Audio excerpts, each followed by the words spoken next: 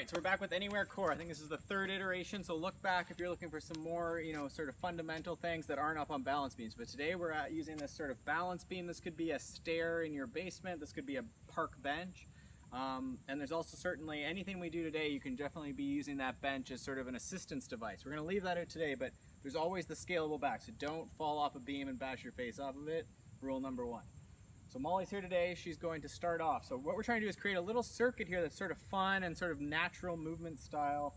So she's gonna get up on the beam and we're gonna do a one-legged squat basically, but it's sort of like a step down. You can use the ground if you want, or for an extra challenge, get right into that deep squat. So Molly's gonna do the best she can, maybe get a little bit of assistance. She's gonna take a step forward, do the other leg. Good, and you have a target rep range here, but our goal is to get across. So try and keep the sort of a number of reps. If you do, 5 or 4 each side for a nice set of 8. She's gonna get down now. She's gonna use the push-up. Go for it. So again, we can use the beam for a little assistance, and she can also flip around, put her feet on it if she wants to make that into a harder push-up. So a negative sort of downward push-up if her hand were on the ground. Perfect. So again, try and keep your reps sort of in that sort of nice sweet spot range, whether you're working in the 10s or the 5s, make it as challenging as you want. I like that 5 count, but whatever you sort of believe in your core and your strength and whatever you need to get that push-up done.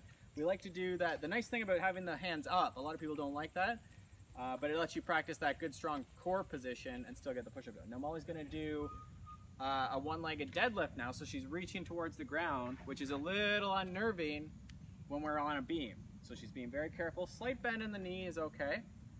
Okay, and this is as if we're trying to pick something up off the ground. We're just doing it with one leg. Okay, goal isn't necessarily to get hand to the ground. We want to keep that core or that back, that torso very stable. Again, it's soft bend in the knees, okay. Perfect. She's gonna get to the other side and we're gonna do a sort of plank variation here. We'll get her to come down to the end though, just so it's in the thing, but idea would be maybe you do it on the 2 ends of the post. So you're gonna start here just the easy one. So let's put the feet on the ground and hands on the beam and just doing opposite. So she's gonna do some shoulder taps here. Good, and just try and keep stable. So we're pushing into the ground, touch that shoulder.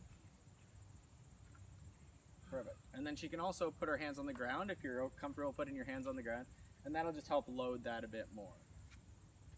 Okay, so this is again that push-up variation that you can do. Okay, and try and push into the ground to keep it nice and stable, minimal movement side to side.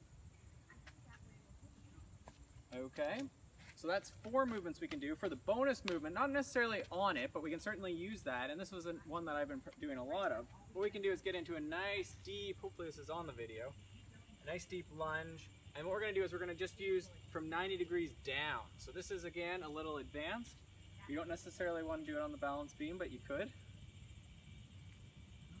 A nice inline lunge. Okay, so that's 5 exercises. You can loop together, quick little circuit, 10-15 minutes, and that'll get that done for you, maybe even before a run or before a ride.